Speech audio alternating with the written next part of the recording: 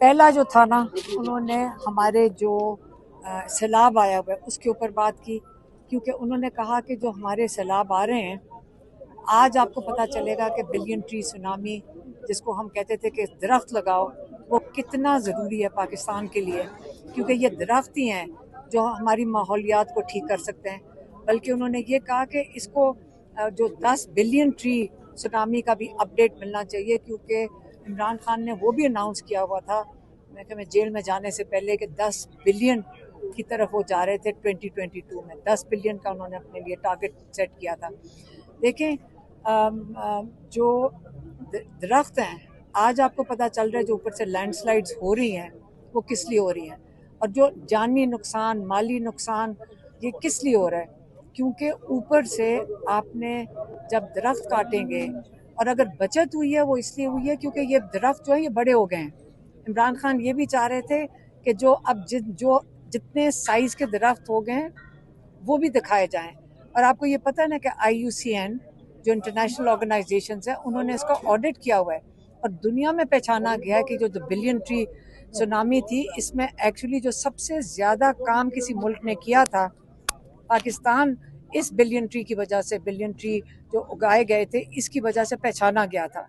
तो ये जो बिलियन ट्रीज जो दरख्त लगे थे, ये काफ़ी इन्होंने पाकिस्तान की, और ये जो जो ऊपर से जो फ्लड्स आए हैं, जो लैंडस्लाइड्स हुए हैं, काफ़ी बचत इन्होंने की है इस वक्त। और जो पंजाब के फ्लड्स हैं, उन्होंने उसका भी जिक्र किया। उन्होंने ये भी कहा कि सब लोग जो सब बाहर निकलें मदद करने के लिए। वो तो मैंने भी कहा था कि देखें, हमने फ्लड्स में ये जो सैलाब पहले जब 2010 का आया था, बहुत बड़ा सैलाब था, उसके अंदर ये नहीं हो सकता कि सिर्फ पाकिस्तान के इदारे, चाहे फ़ौज हो, चाहे पुलिस हो, चाहे महकमे हो, ये अकेले नहीं कर सकते। हम सबको, तब भी सारे पाकिस्तानी निकले थे और उन्होंने अपना हिस्सा डाला था मदद करने में। तो अब भी सारे पाकिस्तानियों को खाना चाहे गाड़ियों में भर के ले जाएं, जितने लोग मदद कर सकें सैलाब ज़दगान की मदद करें। अपने अपने शहरों में जो नहीं डूबे हुए वो निकल के मदद करें। एक ये हो गया। दूसरा जो उनका पॉइंट था वो था अफ़गानिस्तान के ज़लज़ले के लिए। वहाँ पे भी उन्होंने अखबार में पढ़ा है कि तकरीबन 1000 से ज़्यादा लोगों की बात हो गई है वहाँ पे भी, अफ़गानिस्तान में। और उन्होंने कहा कि देखो, इस वक्त अफ़गानिस्तान हमारा मुसलमान भाई हैं और हमें इनके साथ अच्छे ताल्लुकात रखने चाहिए। और मुझे बड़ा दुख है कि ज़बरदस्ती धक्के दे के लोगों को यहाँ से निकाला जा रहा है। और अफ़गानी, एक तरफ वहाँ पे ज़लज़ला आया हुआ है, दूसरी तरफ आप उनको यहाँ पाकिस्तान से ज़बरदस्ती निकाल रहे हैं। ये वक्त ये है कि हमें अफ़गानिस्तान में अपने लोगों की, उनके भाइयों की, बच्चों की, ख़वातीन की मदद करनी है। और तीसरा जो पॉइंट था उनका था, मैं क्या मैं पार्टी वाला था, क्या था तीसरा, इलेक्शन।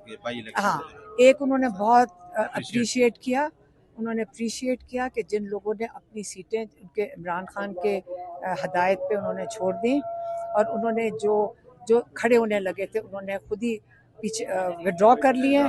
और उन्होंने कहा कि ये बहुत ज़रूरी है कि आप उनका साथ दें जिनकी सीटें ली गई हैं, जिनकी क्या कहते हैं, एक तो उनको गलत सजाएं दी गई हैं और साथ ही उनको डिस्क्वालीफाई कर दिया गया है, और ये बिल्कुल गलत है और उनके लिए खड़े होना चाहिए। और जो कौमी और सेनेट में, हाँ, सबके लिए कहा है। और चौथी चीज़ थी कि जिन लोगों ने वो बड़े खुश हुए सुन के, उन्होंने अप्रिशिएट किया कि सारों ने कमेटी से विड्रॉ कर लिया, सारे जो मेंबर्स हैं।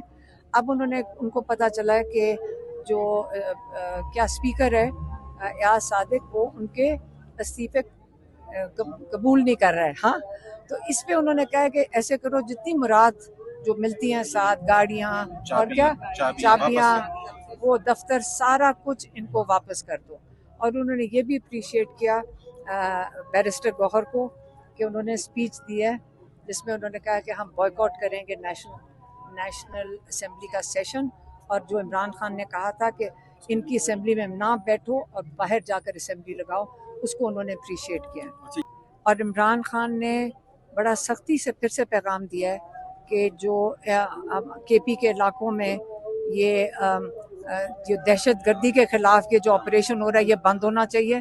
पहले ही वहाँ पे सैलाब आया हुआ है और आप ये ऑपरेशन इसको बंद करें। इसके बहुत सख्त खिलाफ हैं और जो ड्रोन हमले हैं चाहे वो पाकिस्तान के अंदर हो रहे हों चाहे अफगानिस्तान जो कह रहे हैं कि हमारे हो रहे हैं वो ये बंद होने चाहिए। और उन्होंने फिर से हदायत भेजी है कि ये बिल्कुल ऑपरेशन बंद हर हालत में उन्होंने हुक्म दिया है कि इसको बंद करें। यही कहते और इस पे हाँ और सॉरी ये बता रहे हैं कि और हुकूमत उसके ऊपर स्टैंड ले कि हमने यहाँ ऑपरेशन नहीं होने देना। बच्चे अब एम्बेसी में जाकर वो भी एम्बेसी में जाएंगे क्योंकि उनको वीज़ा नहीं दिया जा रहा। उन्होंने ब्रिटिश पासपोर्ट पे वीज़ा लगाना है। ब्रिटिश हुकूमत ने उनको मशवरा दिया है कि आप ब्रिटिश पासपोर्ट के ऊपर अगर वीज़ा लगवाएंगे तो हम काउंसलर सर्विस देंगे क्योंकि पाकिस्तान में यहाँ के जो मिनिस्टर्स हैं यहाँ से खुली धमकियाँ दे रहे हैं कि अगर बच्चे इधर आएंगे हम उनको अरेस्ट कर लेंगे। और इसलिए अगर वो कहते हैं जी अगर कोई गलत काम किया तो यहाँ मुझे बता दें किस किस ने गलत काम किया है जिसकी वजह से लोग अरेस्ट हो गए। हम भी गए हैं ट्यूसडे को, बिल्कुल ठीक थे। एक का आंख में उन्होंने कहा था थोड़ा सा ब्लर होता है तो उसका चेकअप हुआ है। उसके लिए उनका एक जो रीडिंग ग्लासेस है उसका एक और पढ़ते वक्त उसका एक नंबर तब्दील हुआ है ये। और उन्होंने आई ड्रॉप्स दिए हैं क्योंकि स्ट्रेन पड़ रहा था क्योंकि वो किताबें पढ़ते हैं उसका स्ट्रेन था उसकी वजह से नंबर उसका तब्दील किया डॉक्टर ने वो जो आई स्पेशलिस्ट और एक आई ड्रॉप्स दिए बस। और माशाल्लाह बिल्कुल सेहत ठीक थी। ये किया जा रहा है पीटीआई की हुकूमत को कमज़ोर करने के लिए और उन्होंने दोबारा याद करवाया कि एएनपी की हुकूमत के वक्त जब ऑपरेशन हुआ था उसके बाद उन्होंने एएनपी को इस तरह ख़त्म किया था। इसी तरह ये जो उस वक़्त टाइम फ़र्क था, मैं खुद ऐड कर रही हूँ, उस वक़्त वक्त फ़र्क थे, उस वक़्त फ़ोन नहीं होता था। आज हमें 2 मिनट में तस्वीर आ जाती है।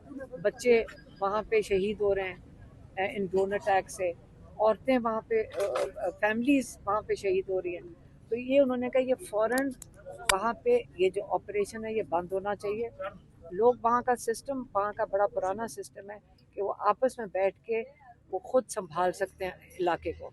ये एक उन्होंने कह के भेजा। और क्या चाहते हाँ उन्होंने कहा था कि आप सख्ती से इस ऑपरेशन के खिलाफ केपी हुकूमत स्टैंड ले। तो और कौन सा एक और पॉइंट था मुझे अब याद नहीं आ रहा। इलेक्शंस हाँ क्या इलेक्शन वाला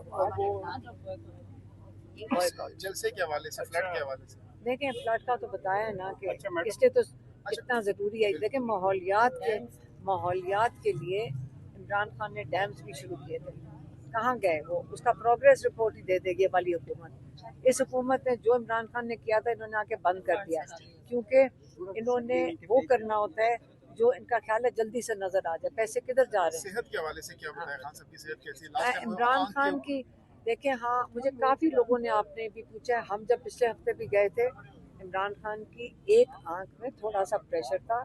उसका जो टेस्ट जो डॉक्टर ने आके देखा है उनका आंख इसलिए प्रेशर पड़ रहा था कि जब वो कहते जब मैं पढ़ता हूँ तो वो उनका नंबर तब्दील होने वाला था एक राइट वाली आंख का। तो वो था और उन्होंने कोई ड्रॉप्स दिए हैं डॉक्टर ने। और माशाल्लाह आज भी बैरिस्टर गौहर और वो जब गए मैंने उनको कहा आप मीडिया को आके ज़रूर बताना आपने कैसे उनको पाया। माशाल्लाह ठीक है वो। और ये जब ये आती है ना खबरें ये ख़ास लीक की जाती है। मुझे समझ नहीं आती, हमें तो पता नहीं होता, हम जो मिलकर आते हैं ये बातें ये कहाँ से सारे टीवी पे और सारे एकदम धूम मचा देते हैं कि इमरान खान बीमार हो गया। ये जान के करते हैं। ये हर थोड़े दिनों के बाद ये इनको समझ नहीं आ रही। इन्होंने कोशिश की ना 2 साल तोड़ने की तो वक्तन बवक्तन ये बताते रहते हैं कि इमरान खान टूट गया है। तो जब वो नहीं इनसे टूट रहा तो ये खुद ही शुरू कर देते हैं कि बीमार हो गया, जहन पता नहीं को कुछ हो गया। ये जान के करते हैं। इनको समझ नहीं आ रही कि इमरान खान अल्लाह ताला के ऊपर ईमान रखने वाला शख्स है और वो अल्लाह से अपने आप को जोड़ के बैठे हैं और वो अपना ईमान मजबूत है उनका। वो यकीन रखते हैं अपने के हक पे खड़े हैं। तो जब वो एक इंसान हक पे खड़ा हो उनको ये इन चीज़ों से नहीं फ़र्क पड़ता कि आप उनको बिल्कुल मजबूत इंसान है जो उसने सॉलिटरी कन्फाइनमेंट सह रहे हैं, सॉलिटरी कन्फाइनमेंट सह रहे हैं।